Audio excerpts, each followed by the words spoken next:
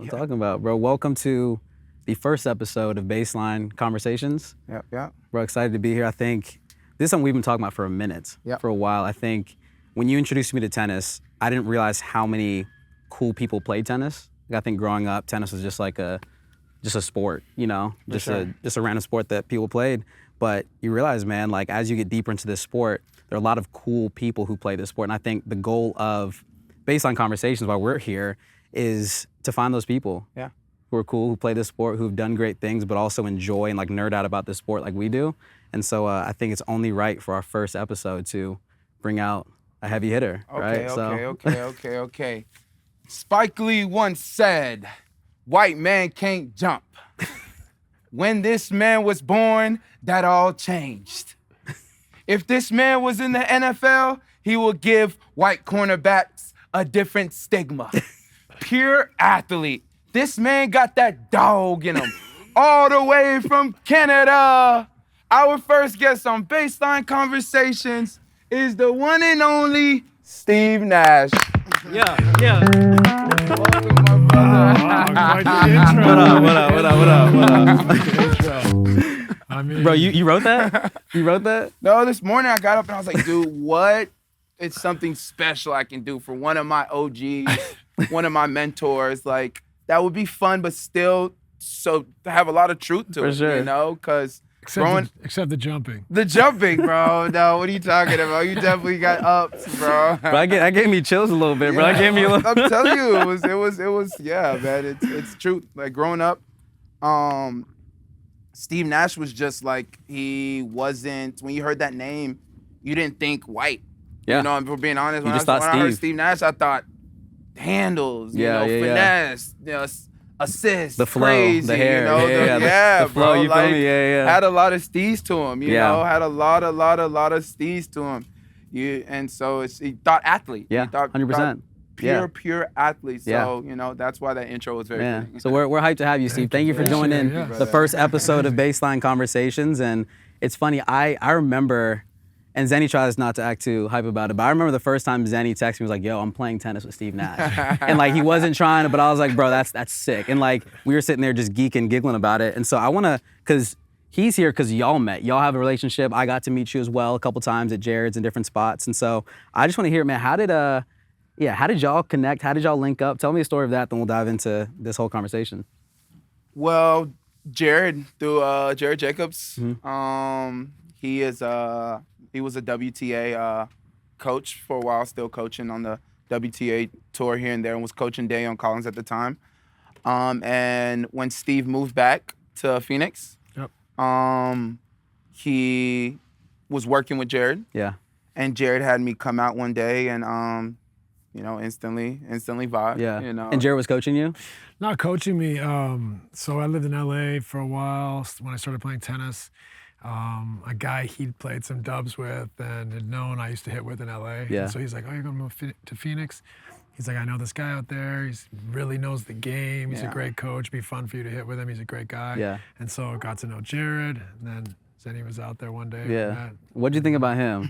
Former Division I football player just hitting that ball. What'd you think of Zenny? I was impressed. Yeah. I mean, it's pretty cool to see him pick up the sport so quickly. And, Yeah. He obviously is a good athlete, great athlete, but Yeah. to see someone play tennis is not always the same thing, right? Yeah. Like there's a lot of skills that take a lot of time to develop, but Yeah. he took to it so quickly. It was super Yeah. impressive to Yeah. see, like, how quickly he kind of had like really solid technique and Yeah. stuff that usually takes years and years to acquire. Yeah, that's sick. And it's just cool because I think, obviously, you come from a big background of sports, but obviously primarily basketball. We played football in college, but it's weird that we're all here because of tennis. Right. A sport that's not our sport, but it's a sport that we love. And so we'll chat about tennis and things like that. But I think first question is just, what's life like for you right now, Steve? How's life? Life is great, honestly. Thanks for asking. My number one focus is my family. I have 5 kids. Twin girls are in college now, but I have 3 in the house still. And 5, 7, and 13. So we got all demographics. Okay, yeah. And they keep me busy. They're all playing sports, doing activities. Like one's doing piano, one's taking Mandarin, and a bunch of sports. And so really, man, I'm just like, in the backyard with the kids before school, driving them to all their stuff after school, and preserving that time with them now is like I'm fortunate to be in a position to be able to preserve that for them. And so I'm protecting it and trying to do as much as I can with my kids at this stage. Yeah. And it's been fun. That's awesome. So cool. Yeah.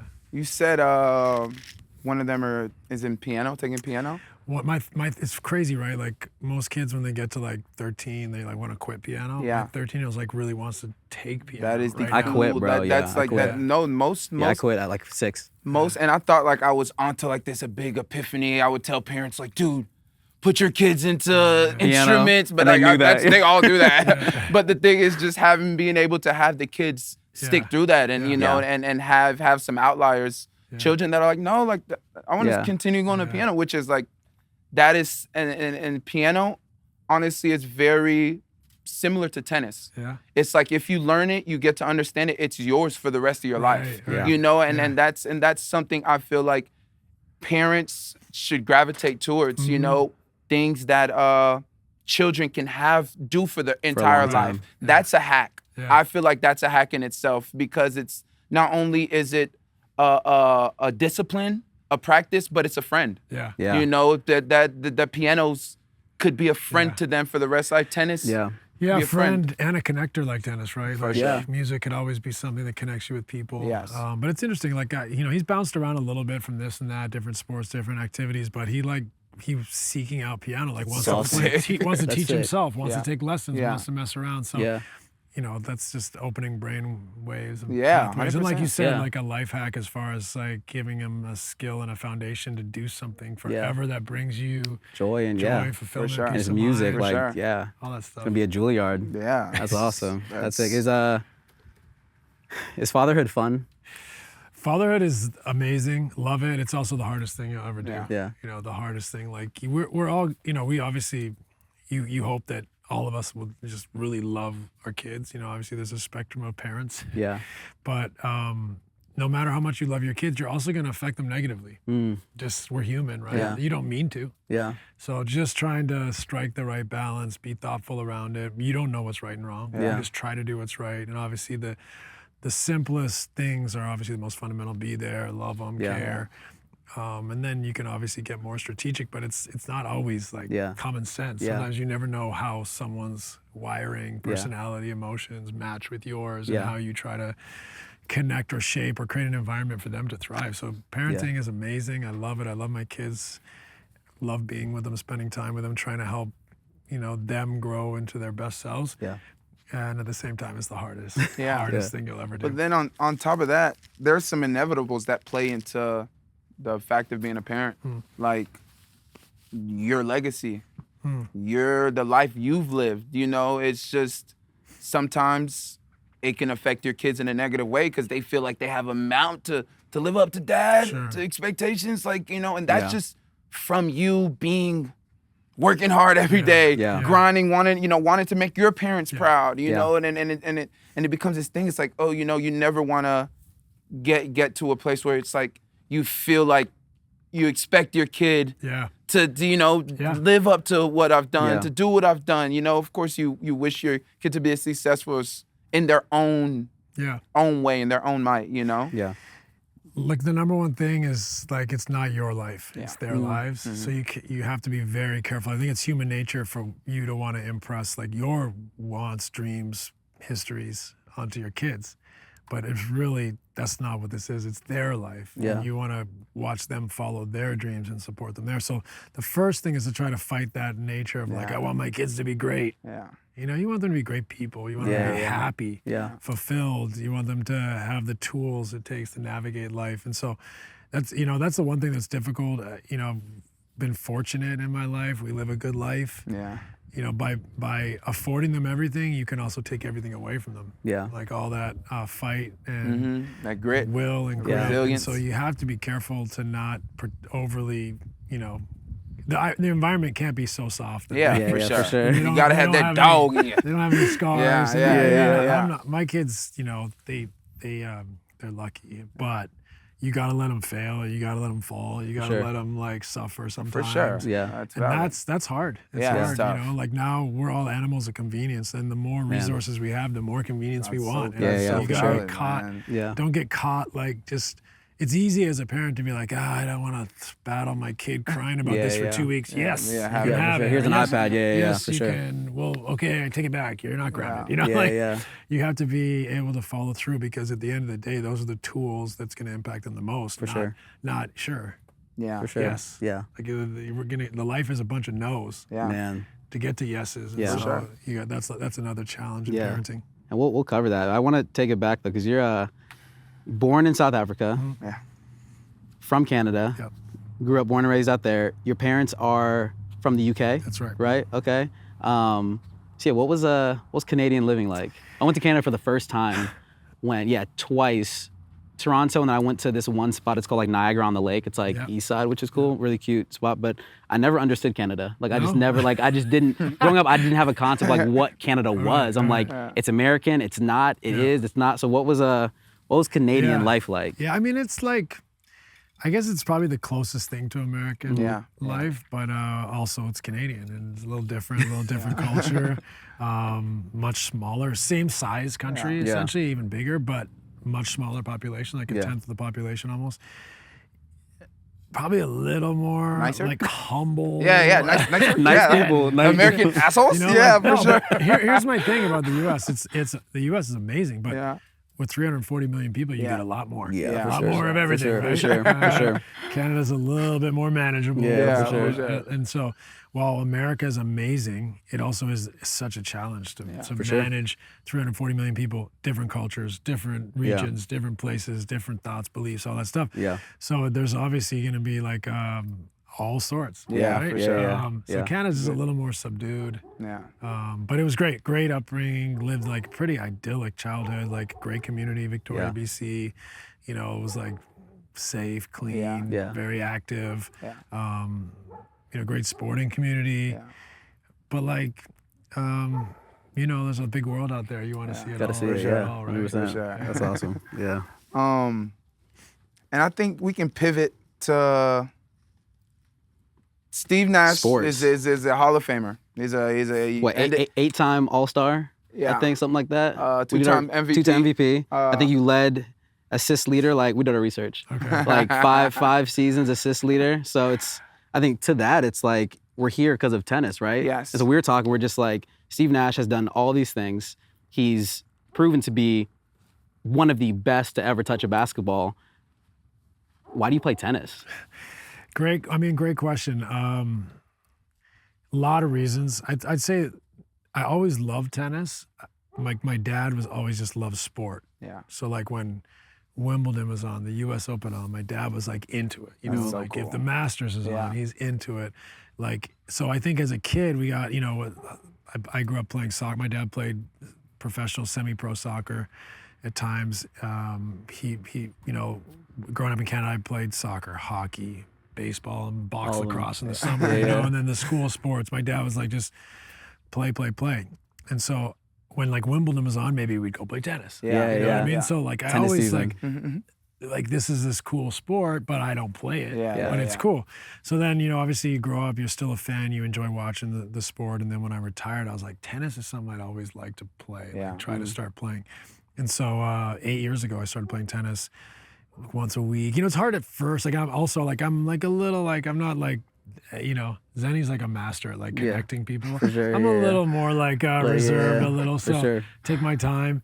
At first, I was like on the ball machine once a week for the first year, and then you start to meet people, and then you start to play. Steve, Solitude, bro. He's over here in solitude. I'm coming into. If I'm Steve, I'm coming into the local. Yo, where are the hitters? Yeah, right. Where? I'm trying to play tennis. He said he's on the ball machine alone for a year, bro. Once a week, just out there. Maybe find a wall. Yeah. And then, You you know, imagine if you rode through and you see Steve on the wall. I'm over here. That's Steve.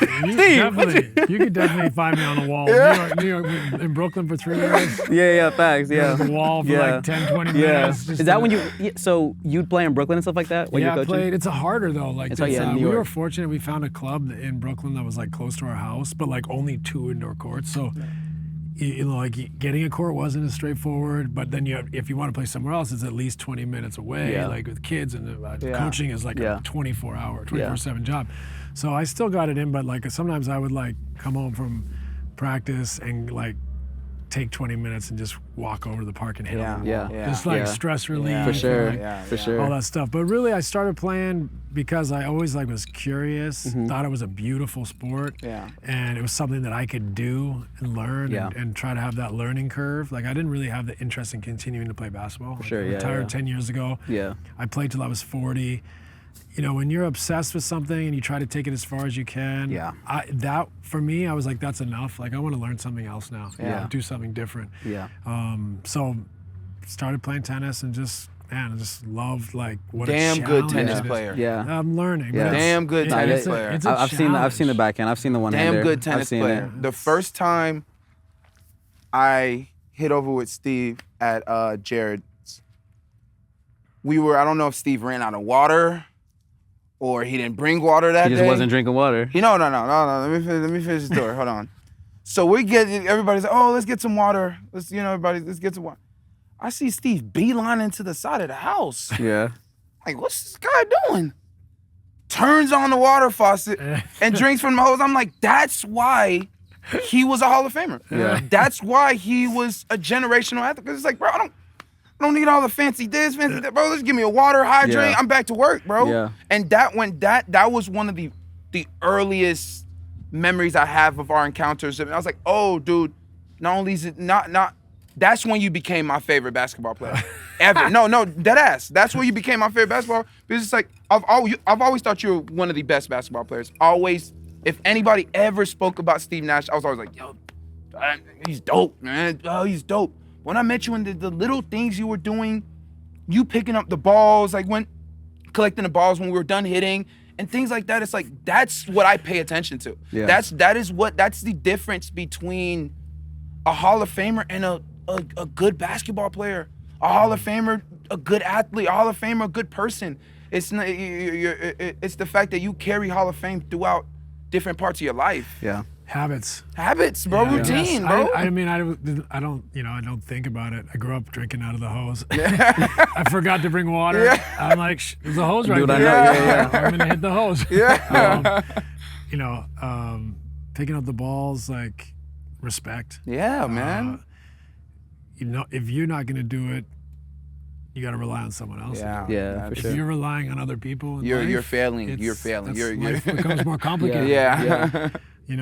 So the respect and like the habits to like just do what's right as often as possible is like something I always try to like build on that habit.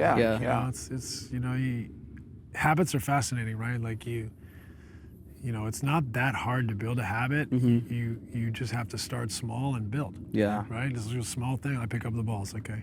You know what I mean? Now I picked them up 2 days in a row, 3 days in a row. Now I just pick up the balls. Right? Like so it's an example, but it could be the same with like a warm up or for sure. Whatever it is, your footwork.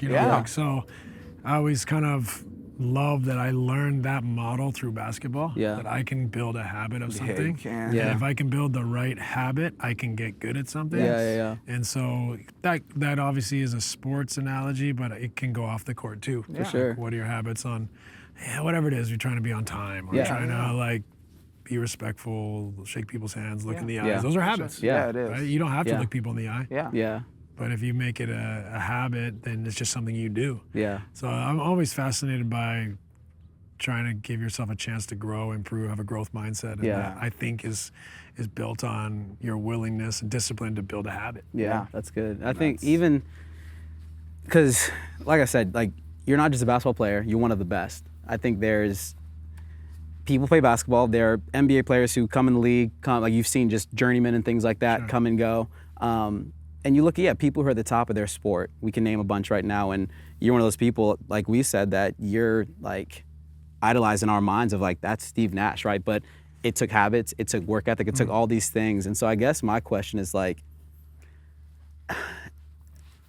what does it take to do what you did? Because I know you've been around people also like yourself as well. We'll talk about the different people we've been around, but is there like an intangible thing that every person who's achieved something great does? Is it the not even building habits, is the perfecting of habits? Like, what does that look like? If a parent is just like, yo, like, how do I get my kid to be great at something? What have you seen kind of like that gene being, if that makes sense? Just talent. I was just better than everyone. That's it. That's the just talent. Honestly, that's the opposite. Right? It's the opposite. Like, I was always a good athlete. I was always picked up sports quickly. But like, we're talking in my little community, you know? Like, really, there's tons of people on the planet with ability. Right? And even more people with the ability to gain ability. Yeah, for sure. So, you know, it's not like, of course, like, you have to have some natural abilities. Yeah, you got to be able to do something. There's so many people with that. What it really comes down to, like, is, you know, and I maybe won't say them in the right order, but it's like you have to have a passion for something, right? You have to have a passion. If you have a passion, you can develop a discipline, right? If you have the discipline, you can develop habits, right? You know, that now we're all talking about someone that can have a process and a growth mindset to get better every day. And so that's what it takes, a relentless will to keep coming back and keep trying to get better with focus. You know, not I'm out there every day. Because like, you could draw me up a workout. For sure. Right? And Zenny, you know, here's your workout, guys. Yeah, for sure. Same workout. But our approach may be completely different, right? So who's going at it with this dogged passion to get better? And who's like, I completed the workout. Right? So like, having that as a habit, every day when you go to the court, you're like, I'm literally, every time I shoot the ball, it's because I'm trying to get better. Like, I'm willing this technique, this ability to make shots. Like, instead of just, I got my shots up today. Right? Like, no, I literally have passion. I want it to go in every time. I'm trying to figure this out. How do I do it going left, right, front, back, forward, you know? So like, whatever the task is, having that passion, to have the discipline, to build the habits, that growth mindset, you know, this is what it is. It's a relentless way of living, an approach, you know? And then I think that also couples with, to be a great competitor, it's really about mental toughness. And I think what people have to understand, what is important for us to teach kids, is that is a muscle, right? Like, we work on our jump shot or our forehand or whatever, like, and we try to get more explosive or flexible, whatever it is. More important than all that is working on this muscle, like how I can, like, I'm gonna keep going. Like, I don't care. You can punch me in the face 50 times. Go. Keep going. I can lose 10 games in a row. I'm gonna keep going. Like, you know, I think that someone who has that type of mentality is only gonna get better.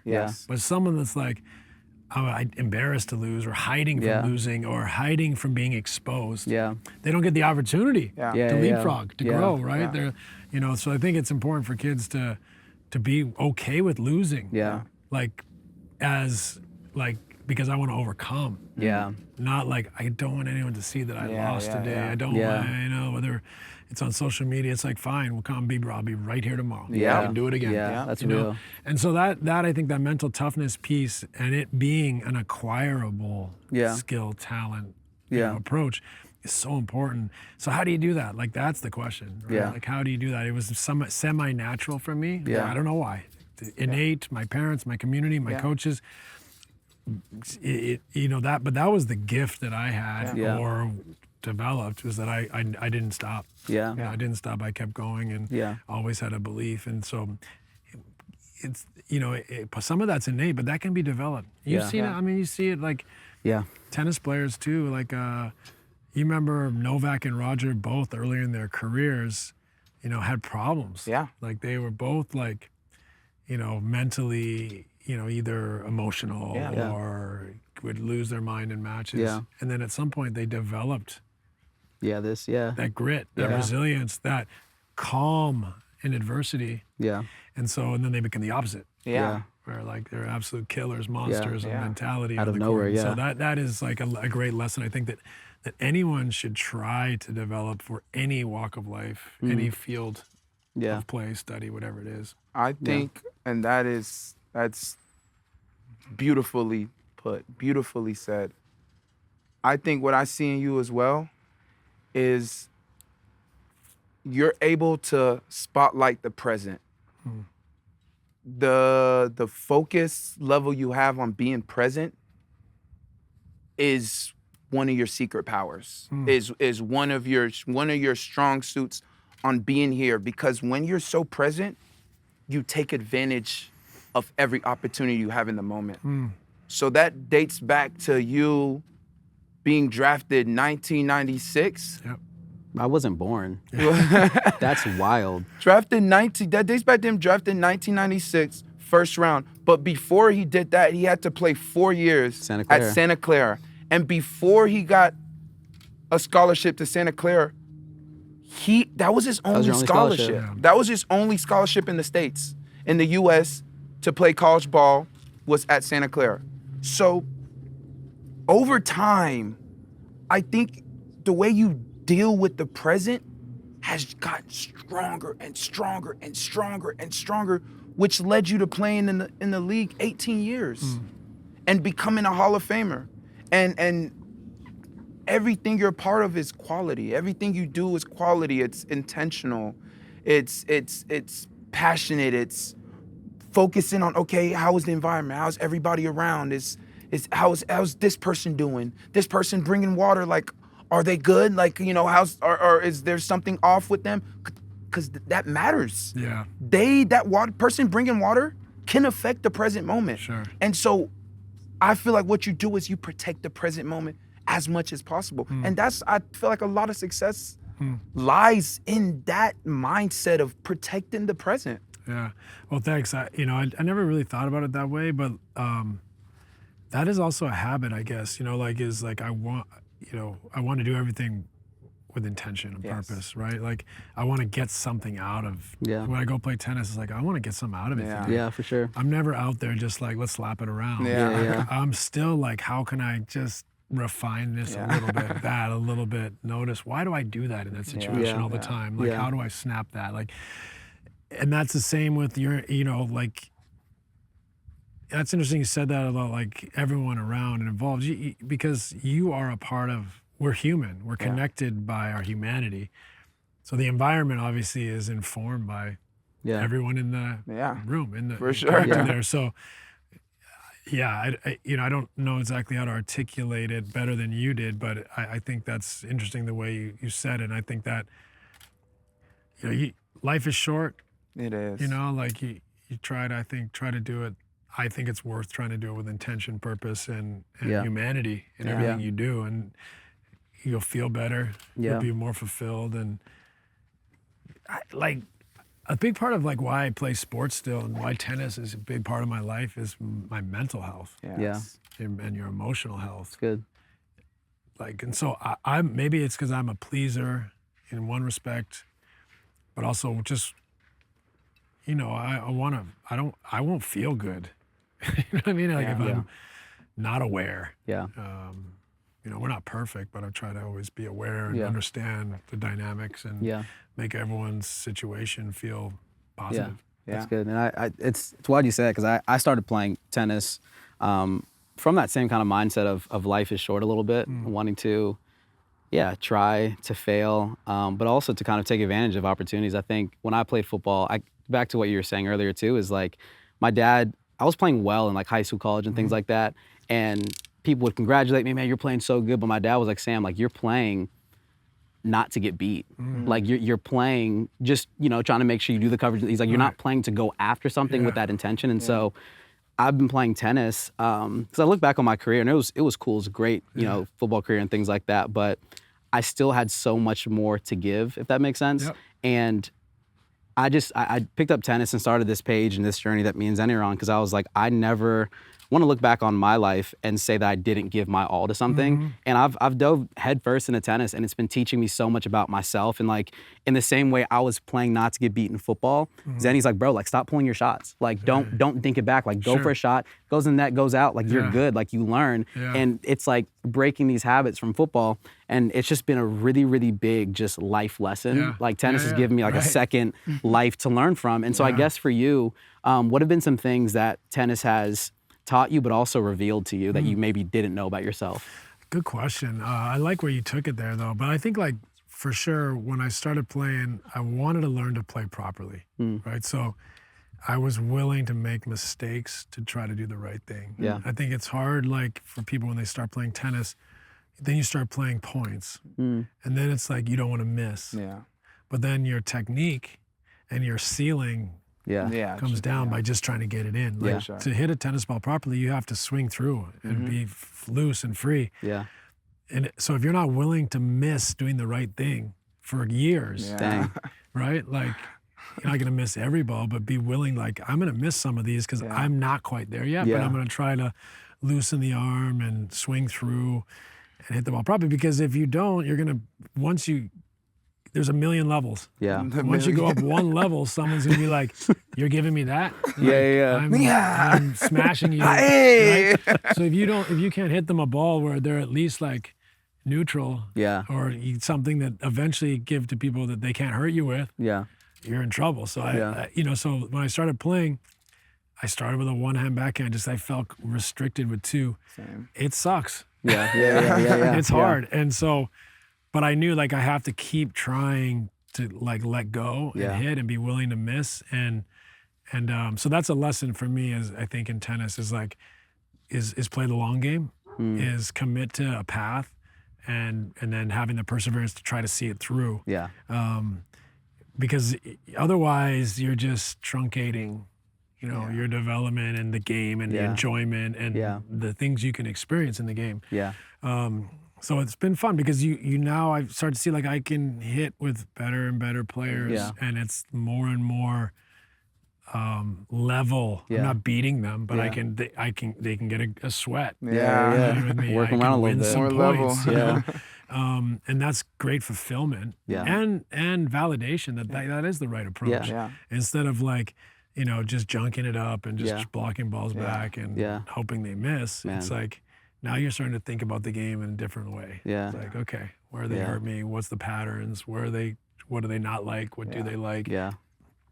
That makes it even more enjoyable and rewarding. What does Steve Nash not like on the tennis court? What was high to the backhand is always tricky. I don't do a lot of serve and return. I basically just 99% of my tennis like experience has been baseline games, just feed it in and play. So I do need to like get better at my backhand and keep like start serving and returning, because that's the sport. That's the sport. That's the sport. But you can get such a good sweat in an hour. Yeah, just such a good workout. Yeah, exactly. Like good cardio. Pull another ball out of your pocket and keep playing. And that is an incredible sport in its own, just baseline games, right? Yeah, just it is. Hitting balls, seeing the patterns, seeing someone's strengths, weaknesses, learning like the fundamentals of the sport, like why you don't do this. For sure. Stuff like that. So, 100%. And building tolerance. Yeah. It's like grounding tolerance. Yeah. It's like you can, if you can sit and rally baseline, drop feed, long enough, when you 99% of the time when you get inside of a serve return, you're not seeing that many balls. Yeah, for sure. You have to hit 3 to 4 good quality balls, and you know what I mean, you have a high percentage of winning that point. Yeah. So it's like it does help the shot tolerance. And what I really like about that is like that's very mental. Yeah. Like, because I think now, against most people out there, I can hit with them. Mm-hmm. But then but inside the mental game of like, but he's better than me. Yeah. So now I'm starting to think negative thoughts. For sure. Now I'm thinking, should I drop shot? Yeah. But that's the thing, Steve. It's crazy because it's like, and maybe because it's a second sport for us or second, third, but like in tennis, that's like a thing. When someone is like, proclaimed and, have this attributes, and you've heard this about them. Imposter syndrome, like you said. You're like, tennis is a sport, because you don't know too much about their background and their training and who they played and if they're better on clay, if it's hard. There's so many different factors that factor into to them being a good player. Yeah. And, we're very respectful individuals. We respect sports. Yeah. We respect the game. We respect hard work.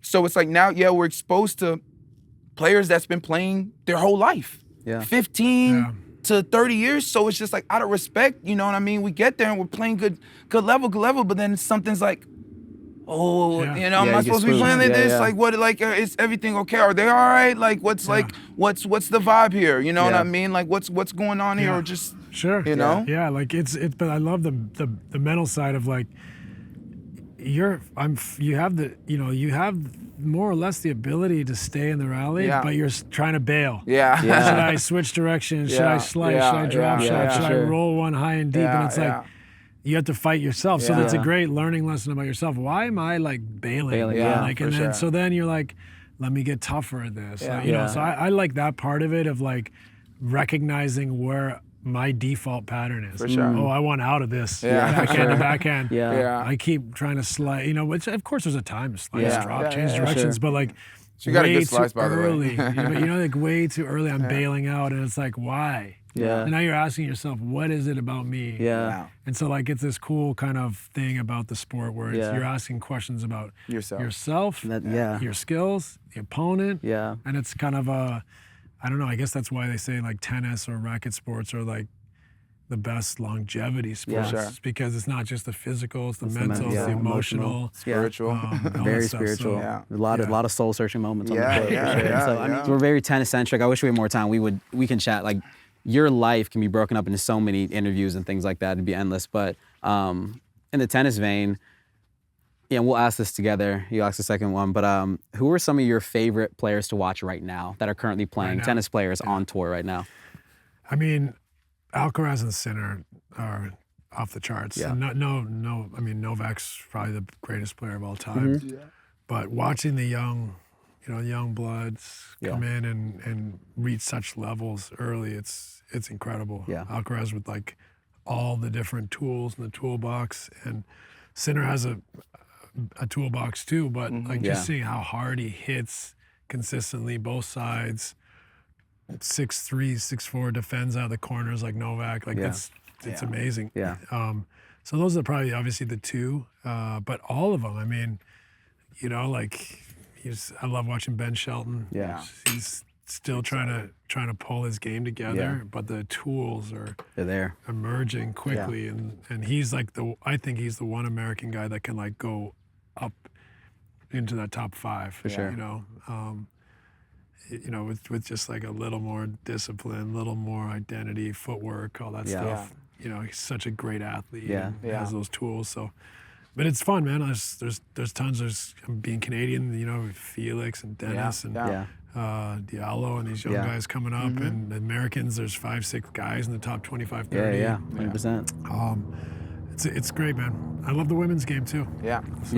Who are some of your favorite women? You know, WTA? I mean, you know, I love watching Coco. Just such a great athlete, and has such a great personality.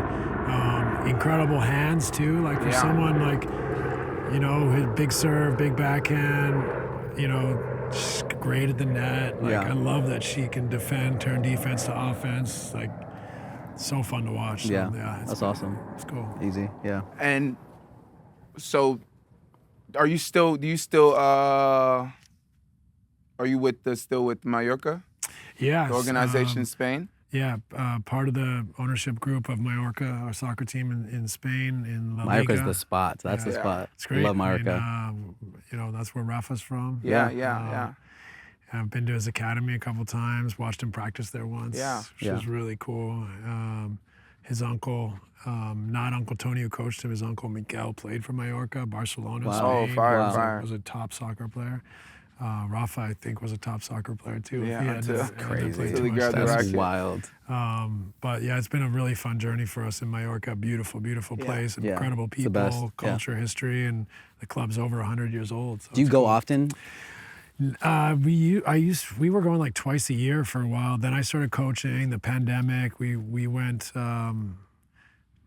What was it, two years ago? We're going back this summer, but not as often. Especially, you know, it's tough now with the kids like getting older. For sure, Just different sports, and every weekend they got something. But awesome, incredible place, Mallorca. I'd highly recommend it to everybody. I went to Sawyer for a little bit. That's a spot. Beautiful. Yeah. So, we know you love soccer. We know you love basketball, and now we know you love tennis. Who are your 3 goats of those? You know, it's basketball outside of yourself. Basketball, for sure. So basketball, Michael Jordan, I think, 100%. is the greatest player of all time. He's, you know, him and Isaiah Thomas were my heroes growing up. Isaiah, because I wanted to play like him, because I couldn't play like Michael. Yeah. But Michael, to me, you know, is the greatest player of all time. In soccer, I think Messi is the greatest player of all time. It's just like it's for me, it's just ridiculous where he took the game. And then tennis is tough. You know, I'd say my favorite is Roger. Yeah. Rafa's right there. Yeah. I'd say though, Novak's the number one. Numbers don't lie. You know. Novak's the greatest player of all time by the book. But I always love watching Roger and Rafa, and it's hard, especially with two guys that are linked like that. Yeah, for sure. So many battles, and I definitely wasn't like I had so much love for both of them. Yeah. You know what I mean? For like, sure. And it seems like they do. Yeah, for sure, 100%. Which is cool, right? Yeah. It's kind of cool that it's cool when rivals hate each other. It's also cool that they actually have so much respect for each other. Yeah. No, it's awesome. That's just, I love that. I mean, at some point, we need to get Steve, Roger, the whole squad on the pod on the interview series, which would be great. I think it's just so cool that, you know, Steve, you've gotten yourself to a place in your sport, basketball, where you're now homies with Roger, who kind of owned his sport. You know what I mean? And y'all are, to see two humans dominate, build an intimate relationship with their sports, and then at the end of their careers, have a friendship. That's just like, it's cool. Life's cool. You know what I mean? Life can be cool, you know, if you allow it to be, and if you work your ass off and treat people right, and respect yourself and respect others and respect what you're doing. Life can be so cool. Because if you think about that, that's absurd. You, Roger's from Switzerland, you're born in South Africa, grew in Connecticut, y'all just building y'all legacies, just y'all in y'all little building. And then later on in life, 40s, 50s, y'all are homies. Y'all get to, well, I talk this, and they eat dinner here, and go watch these young cats here, and be like, dude, like, you know what I mean? We got our Letterman jackets of our sport. Yeah, no. In real life, that's some dope shit, bro. I mean, that's one of the things of byproducts of my career is all the access. Because you've gotten to, meet your people you look up to, admire, are interested in, and that have inspired you so much. Like that. That's fun, like to meet people that have inspired you. And so I've gotten to do a fair amount of that in my life, cool experiences. And like that's something that I definitely don't take for granted.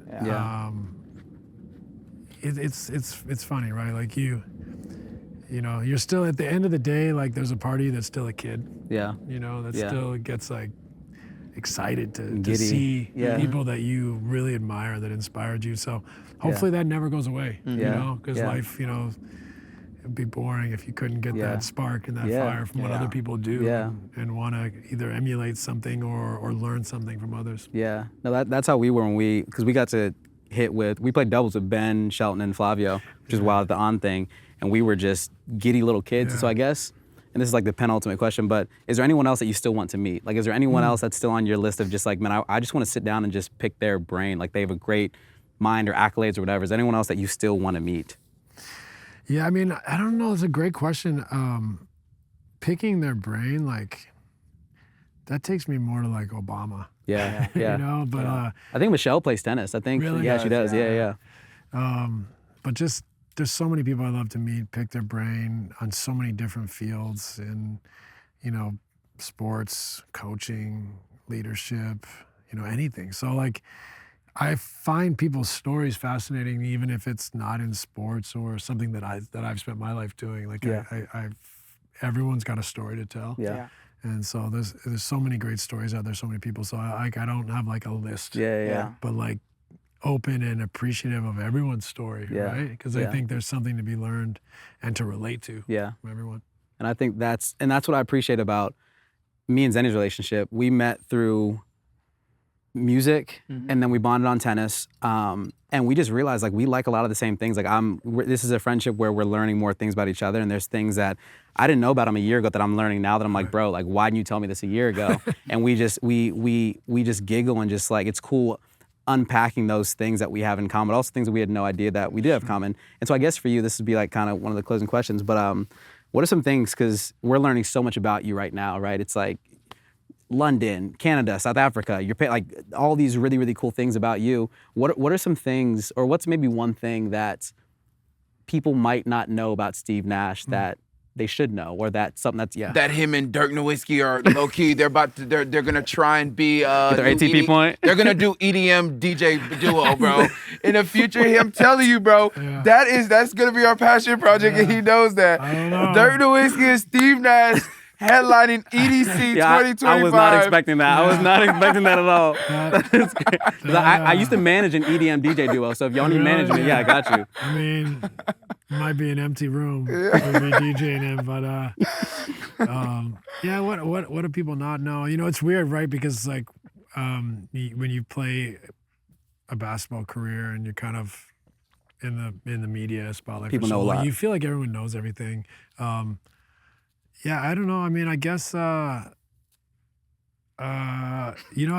still like somebody that's trying to learn, trying to grow, trying to figure out who I am. Wow. You know? Wow. So cool. Have social anxiety, like all little things, nothing major, but things like, like not a finished product at all. Like trying to like work on myself and refine my environment in our home and my relationship with my wife and my kids and our family and people that are in our orbit, and how do you get the most out of this experience called life. And so, that's probably it, is just trying to continually enjoy, make the most of this opportunity and refine, like I said, our little family dynamic and environment. That's like really what I spend my days doing. No, and I love that, because it seems like you're very protective of the things that you care about. And I think I speak for both me and Zenny, like thank you for letting us be a part of your life in this space, right? Getting to kick it and talk about tennis, but just share a human moment. I think that's like that. We don't take that for granted at all. Just getting to be a part of this life that you're still actively working on. It's cool to kind of be a small little piece of that, which is cool. You're legit one of the only people, bro. Like if I have need advice, or like if I have like a problem in life, I'm like, dude, I can hit Steven and he'll give me some reasonable shit, you know what I mean? Like to sort through, but I haven't yet, so things are good right now, things are, I like to try and handle things, but like you're someone that I'm like, if I had like any female advice, career advice, what do you think, or dealing with this, I feel like you're someone that I feel like I can hit up and he will give me reasonable, wise, you know what I mean? Like unbiased to like, no, this is what I want the best for you. Is that accurate? It's good. I mean, I hope I could impart some wisdom after 50 years of mistakes. But like that's nice of you to say. Reasonable is actually a reasonable, dependable, reliable, sensible. Yeah. These are like bland words that mean everything. That mean everything. Literally everything. There's nothing.